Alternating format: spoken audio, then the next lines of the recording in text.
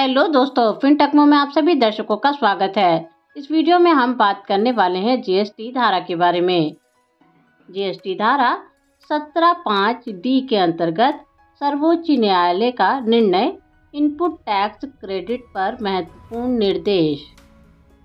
हाल ही में भारत के सर्वोच्च न्यायालय ने जीएसटी धारा 17(5)(d) के अंतर्गत इनपुट टैक्स क्रेडिट पर एक महत्वपूर्ण निर्णय दिया है।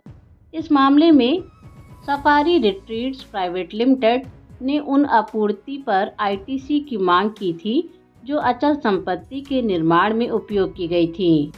सर्वोच्च न्यायालय के इस निर्णय से यह स्पष्ट हो गया है कि यदि निर्माण का उद्देश्य व्यावसायिक उपयोग के लिए है तो आईटीसी का लाभ प्राप्त किया जा सकता है।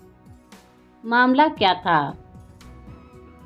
सफारी रिट्रीट प्राइवेट लिमिटेड ने एक आवासीय प्रोजेक्ट का निर्माण किया और इसके लिए उपयोग की गई सामग्री और सेवाओं के लिए आईटीसी का दावा किया।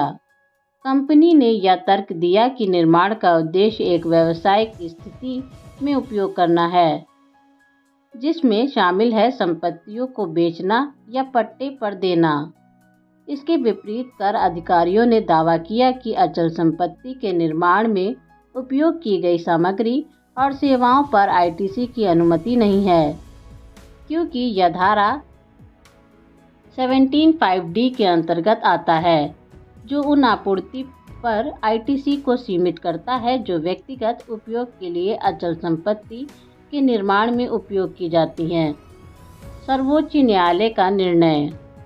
सर्वोच्च न्यायालय ने इस मुद्दे पर सुनवाई की और स्पष्ट किया कि यदि अचल संपत्ति का निर्माण व्यावसायिक उद्देश्यों के लिए किया गया है तो आईटीसी का दावा किया जा सकता है। न्यायालय ने कहा कि धारा 17(5)(d) केवल उन मामलों में आईटीसी को सीमित करती है जहां सामान या सेवाएं व्यक्तिगत उपयोग के लिए अचल संपत्ति के निर्माण में उपयोग की जाती हैं। यदि निर्माण का उद्देश्य संपत्ति को किराए पर देना या बेचना है तो आईटीसी की अनुमति है। सर्वोच्च न्यायालय ने यह भी बताया कि प्लांट या मशीनरी का अर्थ जीएसटी कानून में स्पष्ट नहीं है और इस व्यावसायिक दृष्टिकोण से समझा जाना चाहिए। न्यायालय ने कहा कि यदि निर्माण प्रक्रिया का उद्देश्य व्यावसायिक गतिविधियों को आगे बढ़ाना है तो आईटीसी का दावा किया जा सकता है। निर्णय के प्रभाव। इस निर्णय का व्यापक प्रभाव पड़ सकता है, खासकर रियल एस्टेट और निर्माण उद्योग में। यह निर्णय उन कंपनियों के लिए राहत का संकेत है जो अचल संपत्ति के निर्माण में बड़े पैमाने पर निवेश कर रही हैं और आईटीसी के माध्यम से अपनी लागत को कम करना चाहती हैं। इससे व्यवसायों को अपनी वित्तीय प्रबंधन में सुधार करने और अपने कर दायित्वों को कम करने में मदद मिलेगी। विशेषज्ञों की राय। कर विशेषज्ञों का मानना है कि इस निर्णय से यह स्पष्ट हो गया है कि जीएसटी कानून की व्याख्या करने में व्यावसायिक उद्देश्यों को ध्यान में रखा जाना चाहिए। यह निर्णय न केवल सफारी रिट्रीट्स के लिए बल्कि सभी उन कंपनियों के लिए महत्वपूर्ण है जो अचल संपत्ति के निर्माण में संलग्न हैं।